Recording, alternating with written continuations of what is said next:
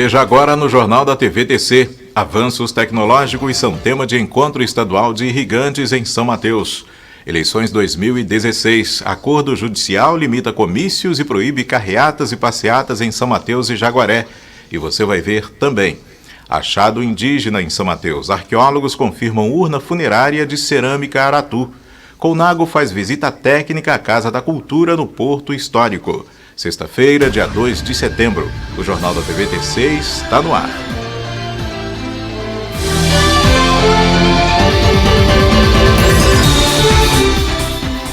Olá, boa tarde.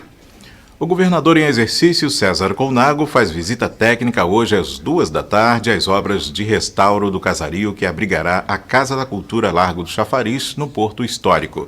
A agenda de Colnago em São Mateus começou pela manhã no encontro de irrigantes no Seunes e também inclui visita à obra de uma galeria no bairro Vila Nova.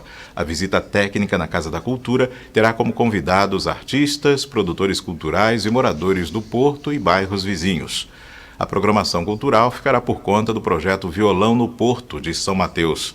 O prédio funcionará como espaço cultural, com sala multiuso para apresentações de peças teatrais, danças, música, oficinas, exposições e outras formas de expressão artística e cultural. O espaço abrigará também a sede da Secretaria Municipal da Cultura. A obra é realizada numa parceria entre a Secretaria Estadual da Cultura, a Prefeitura de São Mateus e o Instituto Sincades, com investimento total de R$ 1.331.000. Arqueólogos do Instituto do Patrimônio Histórico e Artístico Nacional, o IFAM, devem retirar hoje a urna indígena encontrada no bairro Carapina. As escavações para a retirada do material já duram 3 dias.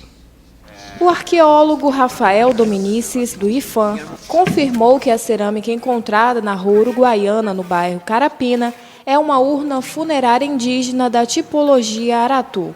Ela tem todas as características que se repetem em outros vasos que são considerados como urnas funerárias, porque em outros foram encontrados restos humanos, né? Mas nesse, assim, a gente não, como preferiu, por um motivo preservacionista, a gente preferiu não fazer a decapagem por dentro do vaso. Então a gente preferiu deixar ele consolidado, fazer a proteção dele e assim ele vai sair da escavação para o museu. Rafael, junto com também arqueólogo Bruno Barreto, deve retirar o material do local hoje. Ele destaca que a urna indígena encontrada é da mesma tipologia de outras existentes no Museu de São Mateus, para onde será levada.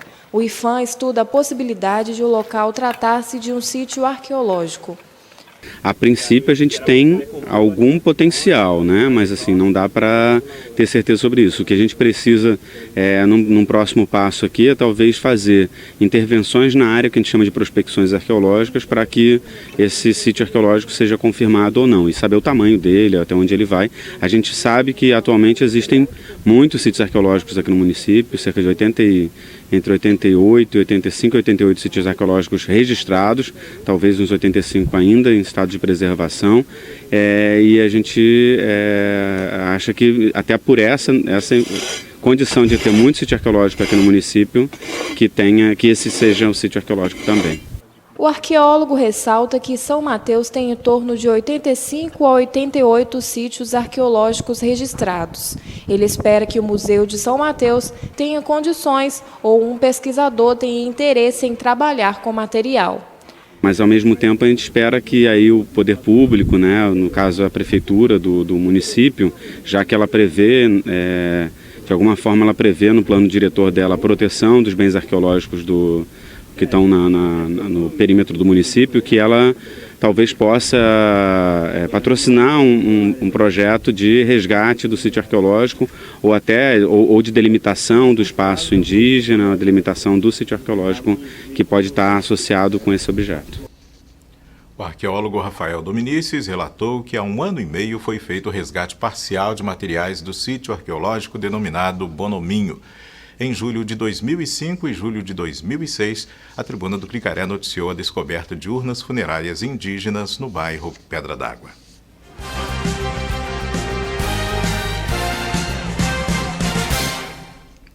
O juiz da 41ª Zona Eleitoral, Alcenir José Demo, firmou acordo com os candidatos a prefeito e a vereador de São Mateus para disciplinar as eleições e manter a igualdade de oportunidades entre os postulantes aos cargos públicos. O acordo judicial limita comícios e proíbe carreatas e passeatas eleitorais. Segundo mensagem enviada à Rede TC pelo juiz Alcenir, os candidatos concordaram com os termos do documento que foi assinado pelos representantes das coligações dos candidatos a prefeito Carlinhos Lírio, do PSD, Daniel da Açaí, do PSDB e Freitas, do PSB. Além do juiz Alcenir e dos representantes das coligações, assinam um acordo o representante do Ministério Público Eleitoral, promotor Paulo Robson da Silva, delegado da Polícia Federal Frederico dos Santos Rosa e o comandante do 13º Batalhão da Polícia Militar, tenente-coronel Paulo Duarte. O acordo limitou em 6 o número de comícios até o final das eleições. O horário de encerramento foi reduzido de meia-noite para 10 horas da noite.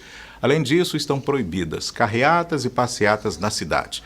Os locais definidos para a realização de comícios são área em frente ao mercado municipal, no centro da cidade, Praça Wilson Gomes, em Guriri, área em frente ao supermercado Multishow, no bairro Bom Sucesso 1, Vila de Nestor Gomes, área ao lado da Escola Américo Silvares, no bairro Vila Nova, área em frente à Escola Maria da Cunha Fundão, bairro SEAC, e área em frente à Igreja Católica, em Nova Lima.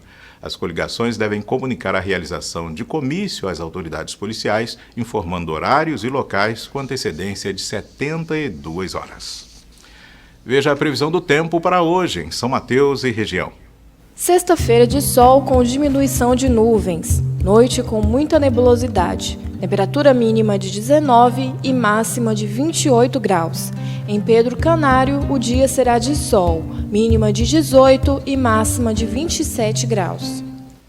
E você também pode participar da programação da TVTC, dê sugestões de reportagem ou mande vídeos ou fotos sobre algum acontecimento na sua rua, no seu bairro ou na sua comunidade. Envie para a gente pelo nosso portal tvtc.com.br/tcnauta ou pelo WhatsApp da TVTC 99988-1625. É a TVTC interagindo sempre com você. E veja depois do intervalo, em Singapura, a Artung negocia a empresa de café solúvel para o Norte Capixaba.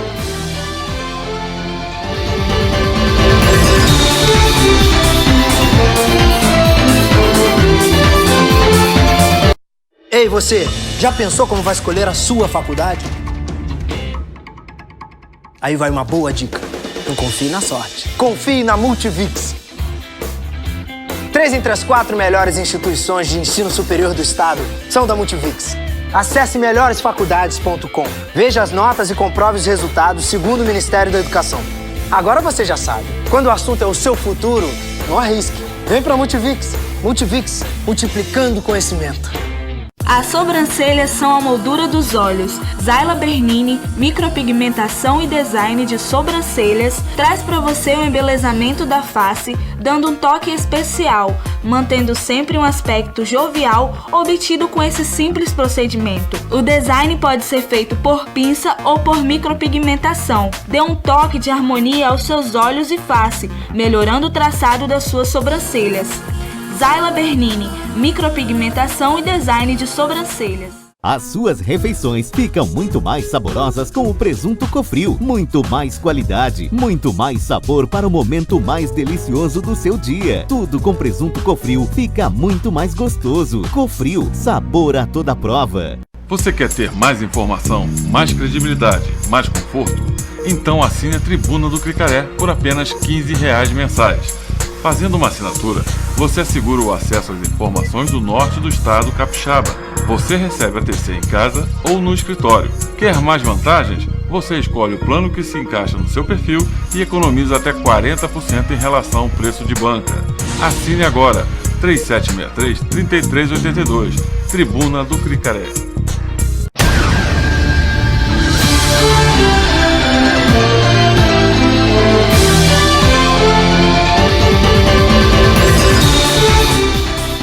A A missão do governador Paulo Artung e do secretário-chefe da Casa Civil, José Carlos da Fonseca Júnior, a Singapura, pode resultar em mais investimentos no Espírito Santo.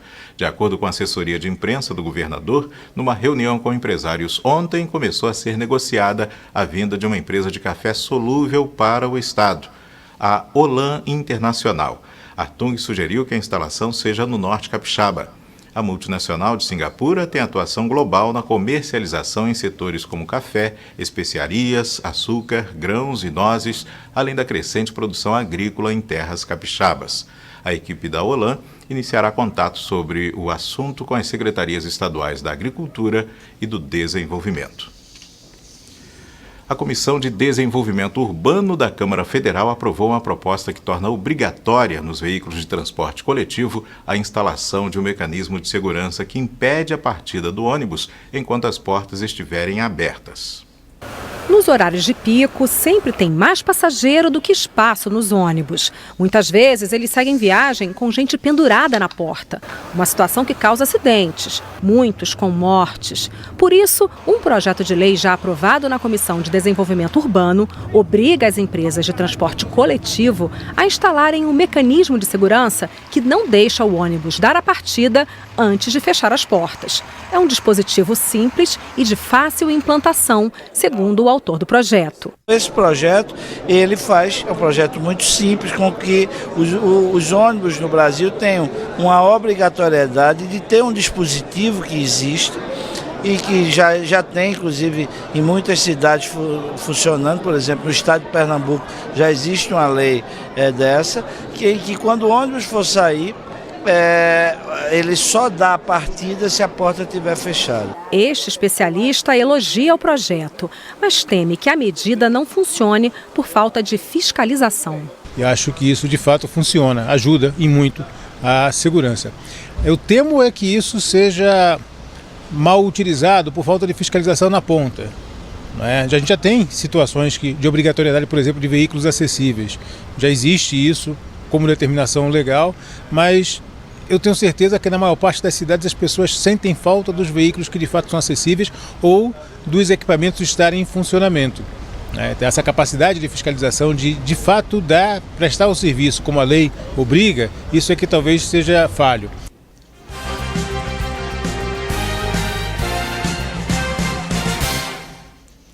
O juiz da 41ª Zona Eleitoral, Alcenir José Demo, definiu acordo com representantes das coligações dos candidatos a prefeito e vereador de Jaguaré para a realização da campanha deste ano sem comícios. O acordo judicial limita o número de veículos de propaganda para cada candidato a prefeito e a vereador, além da proibição de carreatas e caminhadas. Em mensagem enviada à Rede TC, o juiz Alcenir justifica que a proibição de carreatas e passeatas durante a campanha é também em função do número reduzido do efetivo da 5ª Companhia da Polícia Militar de Jaguaré. Serão permitidos apenas 3 carros de propaganda para cada candidato a prefeito e 1 para candidato a vereador. Outra definição do acordo é que os veículos com propaganda dos candidatos a vereador não podem mencionar o nome dos candidatos a prefeito. Isso, segundo o juiz, visando manter a igualdade de oportunidade entre os candidatos. Assinaram um acordo o juiz Alcenir, os representantes das coligações dos candidatos Flor, do PSDB, Rogerinho, do PMN, Mauro Fabres, do PMDB, Marcos Guerra, do PDT, além do representante do Ministério Público Eleitoral, promotor Paulo Robson da Silva, do delegado da Polícia Federal, Frederico dos Santos Rosa, e do comandante da 5ª Companhia da PM de Jaguaré, capitão Antônio Bergamin Júnior. Mais um destaque nacional: o governo federal entregou ao Congresso o projeto da lei orçamentária para 2017. A proposta prevê um salário mínimo de R$ 945,80 e um PIB nominal, que é a soma de toda a riqueza movimentada no país, de 6 trilhões e 800 bilhões de reais.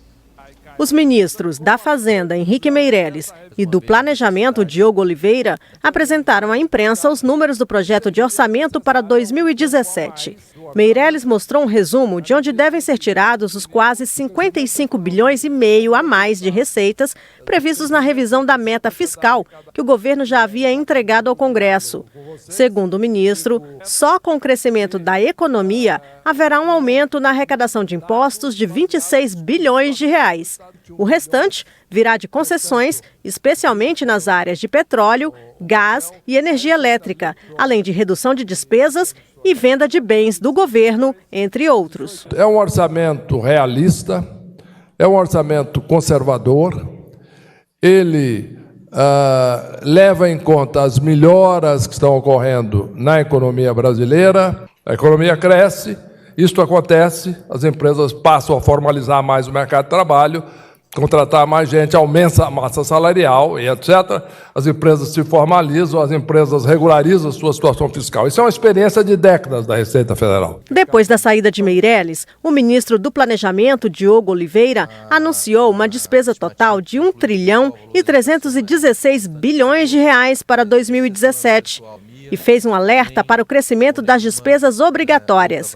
O ministro pediu mudanças para conter o aumento da dívida pública e o déficit da Previdência. A despesa com pagamento de Previdência, inativos e os benefícios de prestação continuada de idosos e deficientes, ou seja, conjunto de benefícios que nós podemos chamar de benefícios de aposentadoria ou benefício previdenciário, correspondem grosso modo, a 55% do total dessa despesa, né? O que evidencia, mais uma vez, a necessidade, né, de reformas sobre essas despesas para que se abra mais espaço para o avanço do investimento e de outras despesas discricionárias do governo. E veja depois do intervalo aqui no Jornal da TVTC, avanços tecnológicos são tema de encontro estadual de irrigantes em São Mateus. E também, Testemunhas de Jeová realizam um congresso neste fim de semana em Conceição da Barra. A Efeito de Luz atende seus clientes, oferecendo o que há de melhor em marcas, produtos e inovações.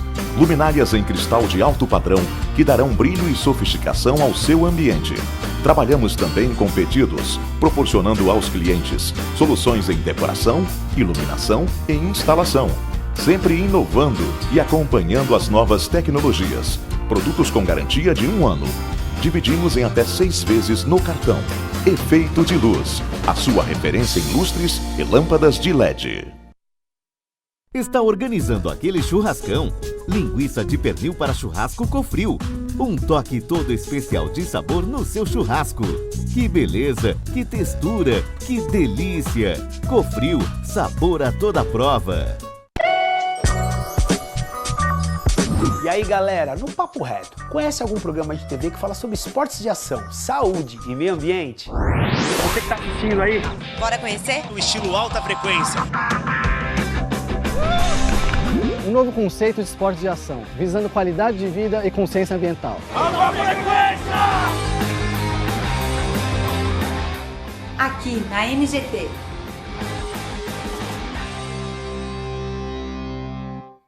Coloque suas ideias no papel e a Gráfica Boroto é a solução para os seus impressos, preparada para suprir as exigências do mercado com qualidade, atendimento, preço e pontualidade na entrega. Impressos tão reais que vão mexer com os seus sentidos.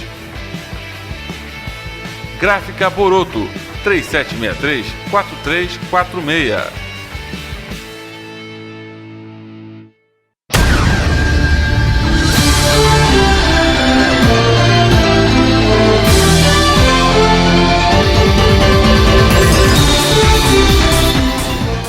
De hoje até domingo e também no próximo final de semana, as Testemunhas de Jeová que integram as congregações da região reúnem-se em congresso no Ginásio de Esportes Aloysio Feu Smiderli, em Conceição da Barra. Hernandes de Oliveira Dionísio, do Departamento de Mídia, acredita num público entre 2.000 e 2.500 pessoas, de pelo menos 5 cidades. Neste ano, o tema do congresso é Continue Leal a Jeová. De acordo com Hernandes, baseados na Bíblia Sagrada, os adeptos receberão orientações de como cultivar a lealdade a Deus. Os oradores são os anciãos das congregações. Além de 45 conferências, haverá batismo. E agora os esportes. Assim como ocorreu nos Jogos Olímpicos, Brasília foi a cidade escolhida pelo Comitê Paralímpico para receber e acender a tocha paralímpica, que é símbolo que marca a chegada da competição ao Brasil.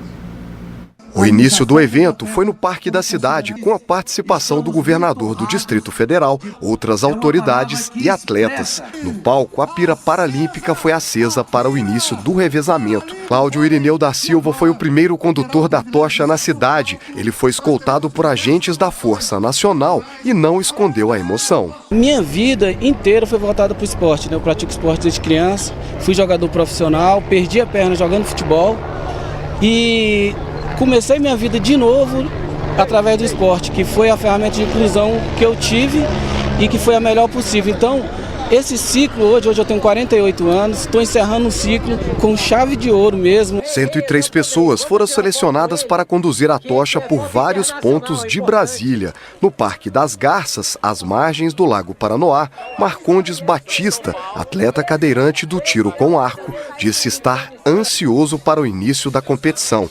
Ele e outros 3 atletas da cidade vão representar o Distrito Federal. Esperar tudo de bom, né? Que é o quê? Medalha, né?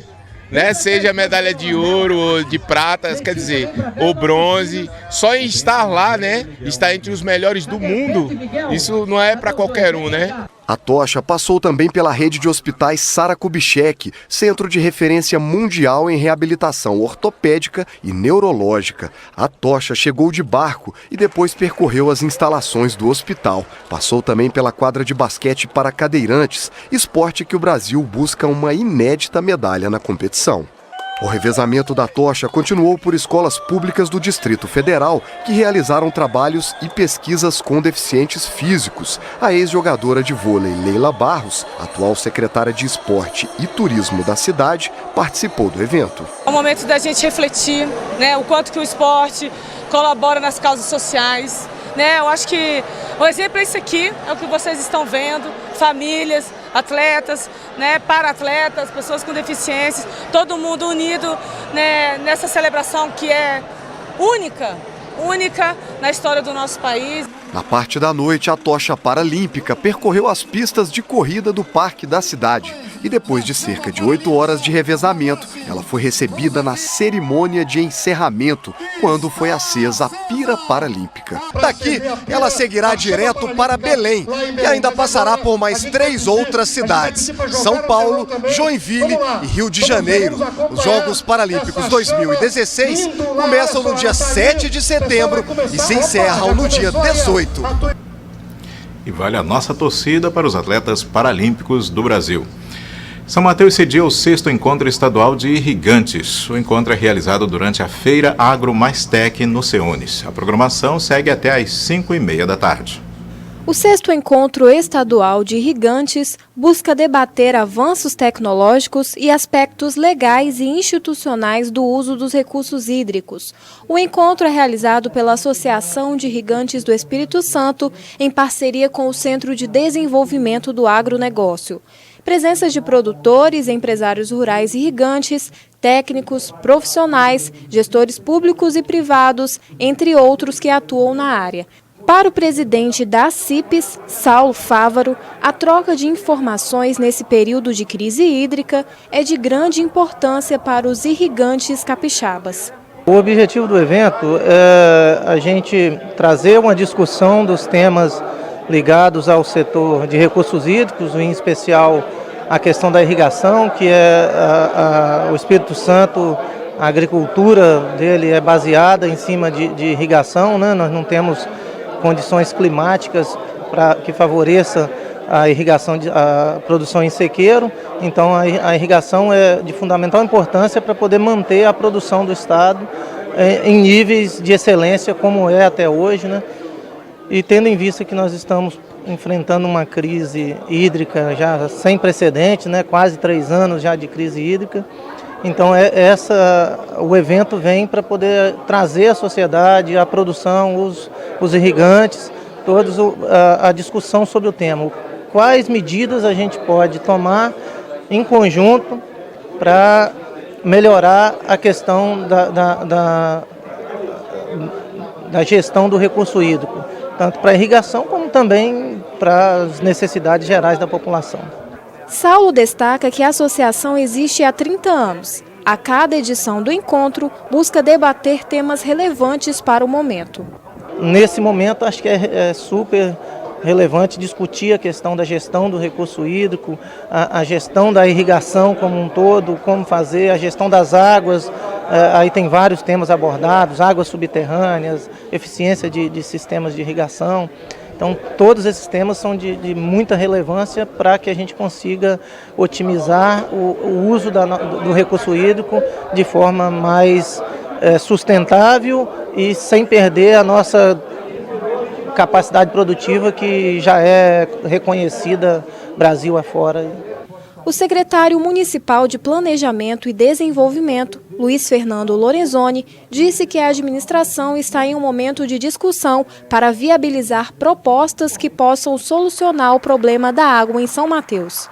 Estamos discutindo isso com os nossos representantes deputados federais, com o Jorge Silva, estamos discutindo isso com o secretário da Agricultura, o Otaciano, ele está levando essa discussão para dentro do governo do Estado, colocou os seus técnicos para estudar soluções, né? Fizemos várias reuniões de algumas sugestões de soluções, estamos ampliando essa discussão.